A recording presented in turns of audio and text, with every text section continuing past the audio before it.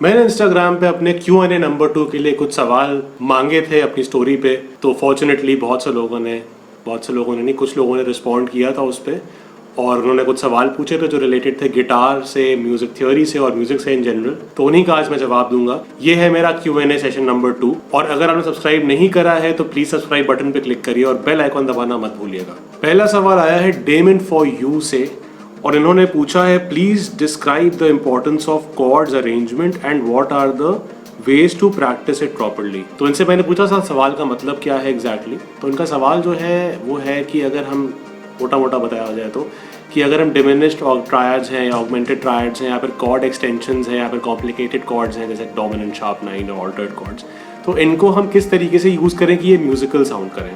तो इसके लिए सबसे ज़रूरी ये चीज़ है जानना, मैं शॉर्ट में बताऊँगा कि ये टूल्स जो हैं, ये जितने भी कॉर्ड्स हैं, ये सिर्फ टूल्स हैं, और इन टूल्स को यूज़ करने के लिए आपको देखना पड़ेगा कि हिस्ट्री में ये टूल्स कैसे यूज़ हुए हैं। मतलब जब आप कोई चीज़ यूज़ करने जा रहे हैं तो आपको देखना पड़ेगा कि वो कैसे यूज़ हुई है पहले, ताकि आपके लिए दरवाजे खुलें और आपको समझ में आए कि अच्छा इसका यूज़ इस तरीके से है और इसमें मैं ये स्पेसिफिक टाइप के चेंजेस कर सकता हूँ इसको अपने स्टाइल में ढालने के लिए। तो इसके लिए आपको करना ये पड़ेगा कि आपको जितने भी आपने कंपोजर्स या प्लेयर्स या अरेंजर्स आपने सुने हैं उनके म्यूज़िक को आपको ट्रांसक्राइब करना चाहिए, उसको एनालाइज करना चाहिए, उसको स्टडी करना चाहिए।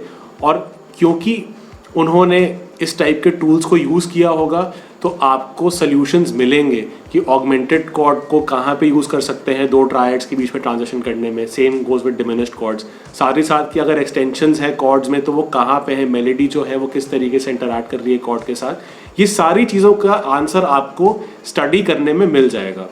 और जब आप स्टडी करते हैं और ट्रांसक्राइब करते हैं तो कहीं ना कहीं आप उस स्टाइल के साथ कंफर्टेबल होते हैं, उस म्यूजिकल स्टाइल के साथ कंफर्टेबल होते हैं। जैसे जैज़ में स्पेसिफिकली बहुत ज़्यादा कॉर्ड्स यूज़ होती हैं, वैसे ही अगर वेस्टर्न क्लासिकल म्यूजिक उठाया जाए तो उसमें भी बहुत सारी कॉर्ड्स यूज़ होती हैं।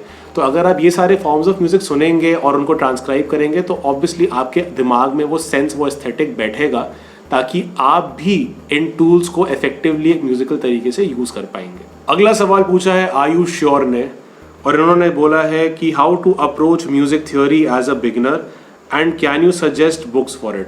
तो पहले तो मैं सेकंड हाफ का जवाब दे दूं कि मेरे पास उसका जवाब नहीं है कि बुक्स कौन सी मैं सजेस्ट करूं। मेरे पास उसका कोई जवाब नहीं, क्योंकि मैंने खुद यूट्यूब पे वीडियोस देख के और नेट पे आर्टिकल्स रीड करके ही थ्योरी पढ़ी है मोस्टली। लेकिन बिगिनर के तौर पे अगर देखा जाए तो थ्योरी को दो हिस्सों में आपको डिवाइड करना चाहिए। पहली होती है कि आप फंडामेंटल्स को स्टडी करते हैं और उसके बाद आती है एनालिसिस। तो फंडामेंटल्स में क्या कॉन्सेप्ट्स हो जाते हैं, जैसे आपके इंटरवल्स हो गए, इंटरवल इन्वर्जन्स हो गए, फिर ट्रायड्स हो गए, फिर ट्रायड्स के इन्वर्जन्स हो गए, और फिर स्केल्स और मोड्स। तो मोटा मोटा ये वो चीज़ें हैं जो म्यूजिक को बनाती हैं। जितना म्यूजिक आप सुन रहे हैं उसके ये की कॉम्पोनेंट्स हो जाते हैं।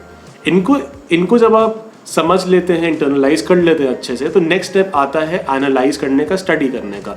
मतलब कि मान लीजिए कोई बाग का फ्यूग है, आप उसको अगर स्टडी कर रहे हैं तो ये जितने भी मैंने चीज़ें टॉपिक्स बताए, इंटरवल इन्वर्जन्स, ट्रायड्स और कॉर्ड इन्वर्जन्स, ट्रायड इन्वर्जन्स, ये सारे उस म्यूजिक में यूज़ हुए होंगे, उस फ्यूग में यूज़ हुए होंगे, और आप इन टूल्स के सहारे उस फ्यूग को और अच्छे से समझ पाएंगे, इंटरनलाइज कर पाएंगे उन कॉन्सेप्ट्स को और अच्छे से। तो एज अ बिगिनर आपको फोकस इस चीज़ पे करना है कि आपके बेसिक्स सही हो। बेसिक्स में जो मैंने बोला शुरू से, इंटरवल इन्वर्जन्स, ट्रायड्स, ये तीन चीज़ें ऐसी हैं जो अगर आप क्लियर कर लेंगे अपनी कि ट्रायड्स किस तरीके से फॉर्म हुए हैं, उनके ट्रायड्स के अंदर नोट्स के बीच में क्या इंटरवल्स हैं, फिर इंटरवल्स अगर हैं तो इंटरवल्स को फ्लिप किस तरीके से करना चाहिए, आपके इंस्ट्रूमेंट पे इंटरवल्स किस तरीके से लेट डाउन है। मतलब कि अगर आपने सी पकड़ा तो उसका मेजर थर्ड का है, माइनर थर्ड का है, मेजर सिक्स, हायर ऑक्टेव में का है, लोअर ऑक्टेव में का है, कुछ भी एनी एंड और कॉम्बिनेशन जितने भी बन सकते हैं वो आपको दिखाई देने चाहिए, विजुअलाइज कर लेना चाहिए। तो एज अ बेसिक्स में यही चीज़ें आती हैं। जो एडवांस चीज़ें होती हैं, जैसे अगर आप एनालिसिस कर रहे हैं किसी जैज स्टैंडर्ड की, ये सब चीज़ें बहुत ईजी हो जाती हैं जब आपका फंडामेंटल, आपका बेस, आपका रूट्स, आपके फ्रेमवर्क बहुत क्लियर होता है। तो सिर्फ और सिर्फ इस चीज़ पर फोकस करिए जो मैंने आपको टॉपिक्स अभी बताए बेसिक्स वाले, और आपको इन नो टाइम 3-4 महीने पर अगर आप फोकस करते रहेंगे, इसको रोज़ इनके साथ बैठेंगे, जूझेंगे, तो अल्टीमेटली एक टाइम ऐसा आएगा जब आपको ये सारे कॉन्सेप्ट्स दिखाई देने लगेंगे, सुनाई देने लगेंगे म्यूज़िक में। अगला सवाल पूछा है 103 रिज ने, और इन्होंने पूछा है I want to buy an electric guitar, which one should be better to buy. इस सवाल का जवाब बहुत सब्जेक्टिव है। मेरे हिसाब से जब भी आपको गिटार परचेज करना होता है तब आपको स्टोर में जाके, म्यूज़िक स्टोर में जाके गिटार्स को बजा के देखना चाहिए जो आपकी रेंज में है और जो आपको अच्छे लगते हैं, या फिर आपको जो रफली आइडिया है कि ये गिटार आपको चाहिए, तो आपको उसको डेफिनेटली बजा के देखना चाहिए 1 बार 2 बार, ताकि आपको समझ में आए कि वो आपके हाथों में फिट हो रहा है या नहीं।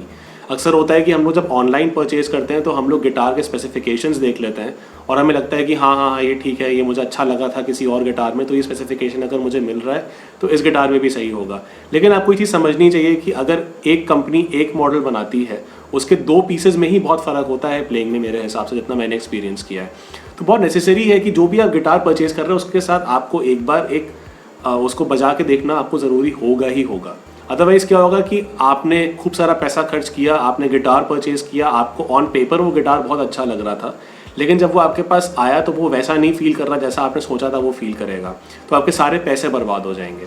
दूसरी बात ये कि अगर आप कोई गिटार परचेज कर रहे हैं तो आप जाके स्टोर में जितने भी गिटार्स आपकी रेंज में सबको ट्राई करिए, सारे जो आपको लग रहा है कि ये मुझे अच्छा नहीं लगने वाला है उसको भी ट्राई करिए, उनको एक चांस दीजिए, हो सकता है कि वो आपको अच्छा लगे। क्योंकि गिटार में माइनर चेंजेस होते हैं, फ्रेट्स में या फिर गिटार की शेप में हल्का फुल्का भी डिफरेंस होता है, तो उसकी वजह से एक्सेसिबिलिटी पर्सनल लेवल पे काफ़ी चेंज हो जाती है। किसी किसी को स्ट्राटोकास्टर का शेप अच्छा लगेगा, किसी किसी को लेस पॉल का शेप अच्छा लगेगा। जैसे मुझे स्ट्राट का शेप पसंद है, मुझे लेस पॉल का शेप बिल्कुल कंफर्टेबल नहीं लगता प्ले करना, तो वो मेरी पर्सनल प्रेफरेंस हो जाती है और कुछ लोगों के लिए एकदम उल्टा होता है उसके लिए। तो उसमें कोई गलत बात नहीं है कि आपको लेस पॉल का शेप नहीं पसंद आ रहा, लेस पॉल तो पसंद आना चाहिए, ऐसा कुछ नहीं है। आपको हो सकता है कि आपको टेलीकास्टर का शेप अच्छा लगे, हो सकता है कि आपको किसी आइबेनेस के गिटार का शेप अच्छा लगे, शायद आपको फ्लाइंग भी ज़्यादा कंफर्टेबल लगे। ये चीज़ मुझे लेके जा रही है ब्रांड्स के बारे में। गिटार ब्रांड देख के मेरे हिसाब से नहीं खरीदना चाहिए, क्योंकि अक्सर होता है कि आपको चीपर प्राइस में ऐसे गिटार्स मिल जाएंगे जो लेसर नोन ब्रांड्स के होंगे, लेकिन वो उतने अच्छे होंगे जितने कि एक्सपेंसिव गिटार्स होंगे। तो instead of spending a lot of money on guitar, आप क्या कर सकते हैं, एक दूसरी कंपनी का उतना ही अच्छा गिटार ले सकते हैं जो जिस कंपनी का नाम उतना ज़्यादा ना हो, गिब्सन ना हो, फेंडर ना हो। एक गिटार ले सकते हैं तो फेयरली चीप हो और साथ में जितना पैसा आप सेव कर रहे हैं उससे आप एम्पलीफायर खरीदिए, पेडल्स खरीदिए, अपना साउंड बिल्ड कर सकते हैं उससे। तो ज़रूरी नहीं है कि जो ब्रांड आपको दिखा रहा है कि ये PRS का गिटार है तो ये अच्छा ही होगा। हो सकता है कि आपको PRS का गिटार ना अच्छा लगे, आपको फिट ना करें हाथ में इतना अच्छे से। हो सकता है कि आपको पर्सनल लेवल पे अच्छा लगे कोई आइबेनेस का चीपर मॉडल, या फिर हो सकता है कोई और ऑब्सक्योर कंपनी का चीपर मॉडल आपको अच्छा लगे, तो उसमें कोई बुराई नहीं है। तो ब्रांड्स के पीछे भागने की जगह बेहतर है कि आप गिटार्स को प्ले करके देखिए। ये गिटार्स बहुत अच्छे बने होंगे, इनकी मैन्युफैक्चरिंग क्वालिटी बहुत अच्छी होगी, लेकिन ज़रूरी नहीं है कि ये गिटार आपकी प्लेइंग के लिए और आपके स्टाइल के लिए और आपके हाथों के लिए उतना अच्छा हो। अगला सवाल पूछा है ऑस्टिन मैथ्यू ने, और इन्होंने पूछा है synchronisation of both hands while playing lead guitar. ये थोड़ा ट्रिकी हो जाता है जब हम लोग सिंक्रोनाइजेशन बैठाने की कोशिश करते हैं, क्योंकि होता क्या है कि कभी हमारा राइट हैंड ज़्यादा डेवलप्ड होता है लेफ्ट हैंड से, और कभी होता है कि लेफ्ट हैंड ज़्यादा डेवलप्ड होता है राइट हैंड से। सिंक्रोनाइजेशन का मतलब है कि आप अगर मान लीजिए कोई ऑल्टरनेट पिकिंग का पैसेज है या फिर आप रिदम्स प्ले कर रहे हैं तो वहाँ पे राइट हैंड लेफ्ट हैंड का सिंक्रोनाइजेशन हो गया, या फिर अगर आप स्वीप पिकिंग कर रहे हैं तो उसमें राइट हैंड लेफ्ट हैंड का सिंक्रोनाइजेशन हो गया। तो ये सारी चीज़ों पे आपको वर्क करना चाहिए। अब इसमें क्या होता है, सिंक्रोनाइजेशन कभी कभी कॉम्प्रोमाइज़ हो जाता है।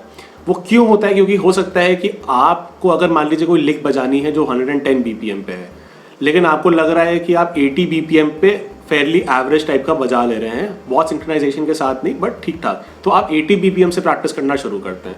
वहाँ पे प्रॉब्लम ये होती है कि आपका सिंक्रोनाइजेशन एकदम ऑन पॉइंट नहीं है और आप उसको प्रैक्टिस करे जा रहे हैं, तो आपकी जो टेक्निक है वो गलत डेवलप हो सकती है। तो बेहतर है कि अगर आपको 80 पे एवरेज लग रहा है प्ले करना, तो बेहतर है कि जिस पे सबसे कंफर्टेबल लगे, हो सकता है कि वो स्पीड आपकी 60 BPM हो।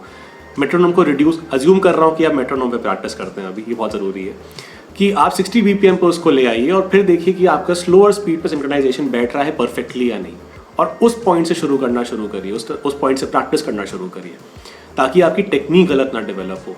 इम्पेशेंट होना ज़रूरी नहीं है। हम सब लोग as guitar players, as musicians बहुत इम्पेशेंट होते हैं, बिकॉज हम लोग को रिजल्ट्स नहीं मिलते अक्सर जितनी हम एफर्ट पुट इन करते हैं उसके हिसाब से। लेकिन पॉइंट ये है कि आपको अल्टीमेटली टेक्निक पे कॉम्प्रोमाइज़ नहीं करना चाहिए। ऐसा नहीं होना चाहिए कि आप सिर्फ एक लिक बहुत अच्छे से बजा पा रहे हैं, बाकी लिक्स बहुत अच्छे से नहीं बजा पा रहे हैं। तो मतलब टेक्निक अगर आपकी कंसिस्टेंट नहीं रहेगी अक्रॉस डिफरेंट टेम्पोज, तो ये सारी प्रॉब्लम्स अराइज होती हैं। और ये मेरे साथ भी हुई है, बिकॉज जब मैं करता था प्रैक्टिस तो मैं कुछ ज़्यादा ही टेम्पो बढ़ा देता था, और फिर होता ये था कि जब मैं फास्ट बजा रहा होता था तो फ़र्क नहीं पड़ता जब बहुत ज़्यादा डिस्टॉर्शन लगा होता है, लेकिन अगर मैं जो क्लीन चैनल पे बजाना होता था तो मुझे प्रॉब्लम होती थी बजाने में, क्लैरिटी नहीं आती थी। प्लस मेरी पिकिंग जो थी वो काफ़ी एंगल पे मैं पिक को होल्ड करने लगा था, जिसकी वजह से प्रॉब्लम ये होती थी कि टोन अच्छी नहीं आती थी, साथ ही साथ जो पिक था वो बस फास्ट प्ले करने के लिए अच्छा था, बाकी जो मीडियम पेस पे जो पैसेजेस होते थे प्ले करने, या फिर अगर स्ट्रिक्टली 3 नोट्स पर स्ट्रिंग वाला पैटर्न नहीं है, कहीं कहीं पे ऐसा है कि आर्बिट्ररी नंबर ऑफ नोट्स पर स्ट्रिंग है, एक नोट पे 2 नोट्स है, एक स्ट्रिंग पे 2 नोट्स है, एक स्ट्रिंग पे 3 नोट्स है, एक स्ट्रिंग पे एक ही नोट है, इस टाइप का पैसेज प्ले करने में मुझे प्रॉब्लम होती थी। तो ये ना हो, इसलिए बेहतर है कि आप स्लो स्पीड से स्टार्ट करिए, सिंक्रोनाइजेशन आपका लेफ्ट हैंड राइट हैंड का जहाँ पे बैठा हो।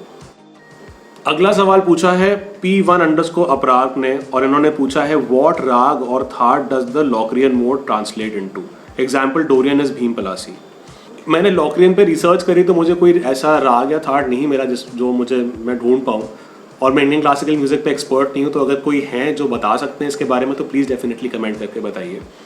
लेकिन मैंने ये समझा है, जो मुझे समझ में आया है कि राग और मोड और स्केल, मतलब मोड और स्केल एक तरफ हो जाते हैं और राग एक तरफ हो जाता है, इनका कोई कंपैरिजन एक पॉइंट के बियॉन्ड नहीं है। स्केल जो होता है, मोड होता है, वो रिप्रेजेंट करता है सेट ऑफ नोट्स, मतलब वो सिर्फ उन सेट ऑफ नोट्स के बारे में ही बात करता है। बट राग जो होता है वो बात करता है और बहुत सी चीज़ों के बारे में, उसके आरो अवरो मतलब असेंशन और डिसेंशन के बारे में। फिर आपके उसमें हो सकता है कि अवरोह में कोई स्पेसिफिक नोट्स को छू के वापस आना हो सकता है, आरोह में सेम चीज़ करनी हो। मैं इसके बारे में एक्सपर्ट नहीं हूँ अगेन, लेकिन एग्जीक्यूशन किस तरीके से होगा उन नोट्स का, वो इन्फॉर्मेशन भी राग में होना ज़रूरी है। तो ये कहना मतलब मेरे ख्याल से उतना एक्यूरेट नहीं होगा कि Dorian translates to Bhimpalasi. हाँ, उनके नोट्स सेम होंगे, लेकिन भीम पलासी को जिस तरीके से एग्जीक्यूट किया जाएगा, जो फ्लो ऑफ नोट्स होगा वो, और जो एस्थेटिक होगा एग्जीक्यूट करने का, वो बिल्कुल फ़र्क होगा। अगला सवाल पूछा है आर्यन शशांक ने, और इन्होंने पूछा है सिंगल कॉइल्स और हमबकर। तो इसका जवाब अगेन बहुत सब्जेक्टिव है। मुझे सिंगल कॉइल्स बहुत पसंद है क्योंकि मुझे स्ट्रैटोकास्टर की, टेलीकास्टर की जो साउंड होती है, उसमें जो ट्वैंग होता है हल्का सा, वो मुझे काफ़ी पसंद आता है। और सिंगल कॉइल्स का ये थोड़ा सा हॉलमार्क होता है। बहुत सारे मेटल प्लेयर्स हैं और रॉक प्लेयर्स हैं जिनको हमबकर की साउंड पसंद है, मुझे भी उसकी पसंद है उस कॉन्टेक्स्ट में, बट मोस्टली जो मैं प्ले करता हूँ उसमें मुझे सिंगल कॉइल्स की साउंड ज़्यादा अच्छी लगती है। इसका मतलब ये नहीं कि हमबकर की साउंड बुरी है, और आई थिंक ये बात भी जानना ज़रूरी है कि अगर मुझे सिंगल कॉइल्स की साउंड पसंद है तो ज़रूरी नहीं कि जो भी मैं म्यूज़िक प्ले कर रहा हूँ उसमें हमेशा मैं सिंगल कॉइल्स यूज़ करूँगा। वो मेरी पर्सनल प्रेफरेंस है। बट अगर मान लीजिए किसी रिक्वायरमेंट है, कोई मुझे प्रोजेक्ट मिला है जहाँ पे मुझे एक स्पेसिफिक टाइप की रिफ बजानी है और वहाँ पे सिंगल कॉइल्स की टोन मैच नहीं कर रही है उस एस्थेटिक के साथ, उस टोन के साथ, तो ऑब्वियसली मुझे हमबकर्स यूज़ करने पड़ेंगे। तो ये चीज़ थोड़ी सी हमें लूज रखनी चाहिए कि हाँ, अगर हमें सिंगल कॉइल्स पसंद है या फिर हमबकर्स पसंद है तो हमें उसको शट नहीं कर देना चाहिए दूसरी चीज़ को एकदम, तो क्योंकि हर चीज़ का अपनी जगह पे यूज़ होता है। तो बस यही मैं बोलना चाहूँगा सिंगल कॉइल्स और हमबकर्स के बारे में, उससे ज़्यादा मैं कुछ और एक्सपर्ट नहीं बनूँगा इस चीज़ पे। अगला सवाल जो है वो आया है हेल्टर स्केल्टर से, और इन्होंने पूछा है what is the step 1 to learn jazz guitar fundamentals, what to practise and in what order.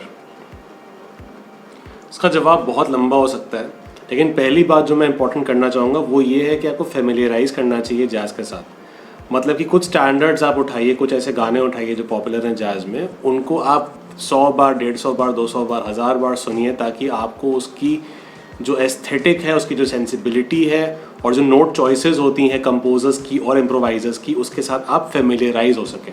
जहाँ तक गिटार पे बजाने की बात है, वहाँ पे सबसे ज़रूरी बात यह है कि आपको इंटरवल्स की नॉलेज अच्छी होनी चाहिए, आपकी ट्रायड्स की नॉलेज अच्छी होनी चाहिए, और आपकी स्केल्स और मोड्स की नॉलेज अच्छी होनी चाहिए।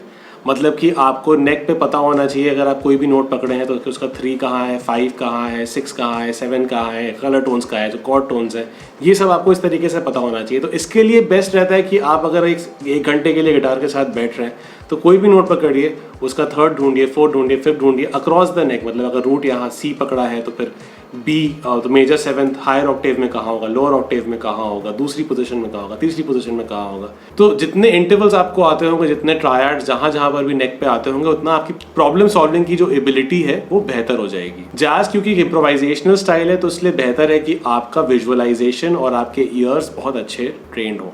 नेक्स्ट जो इंपॉर्टेंट चीज़ है जैज़ के बारे में जानना है वो है 2-5-1 प्रोग्रेशन। जैसे कि हर स्टाइल ऑफ म्यूजिक, जैसे पॉप म्यूजिक की बात करें तो उसमें एक पॉपुलर प्रोग्रेशन होता है 1-6-4-5। जैसे अगर C मेजर में देखा जाए तो C मेजर, F मेजर, अब C major, A minor, F major और G मेजर। वैसे ब्लूज में देखा जाए तो 1-4-5 प्रोग्रेशन बहुत पॉपुलर होता है, जिसमें A7 होता है, फिर D7 होता है, तो E7 होता है।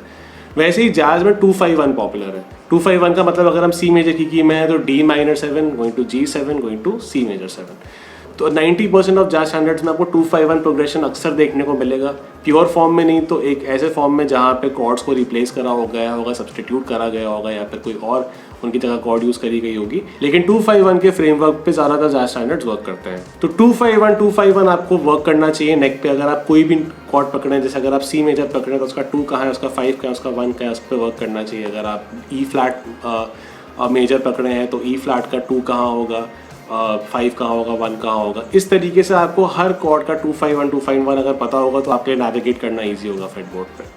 और आखिरी जो ज़रूरी चीज़ है वो ये है कि आपको ट्रांसक्राइब करना चाहिए। मतलब कि आप जिस भी लेवल पे शुरू करें, अगर आप जाज में बिगनर भी हैं तो कुछ ऐसी चीज़ें होंगी जो आपने सुनी होंगी, जो आपको अच्छी लगी होंगी, कुछ ऐसी लाइंस होंगी, कुछ ऐसे मेलोडिक आइडियाज़ होंगे, कुछ ऐसे इम्प्रोवाइजेशंस होंगे जो आपको अच्छे लगे होंगे।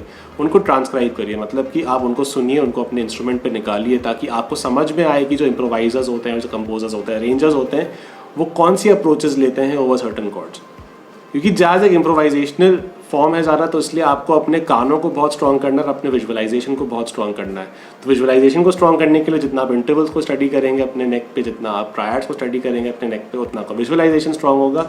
और जितना आप ट्रांसक्राइब करेंगे, जितना आप म्यूजिक सुनेंगे, उससे आपके कान स्ट्रॉन्ग होंगे। तो आज के लेसन में इतना ही। Thank you so much for watching. और अगर आपको मेरे वीडियोज़ पसंद आ रहे हैं तो प्लीज़ लाइक करिए, कमेंट करिए और सब्सक्राइब करिए मेरे चैनल को।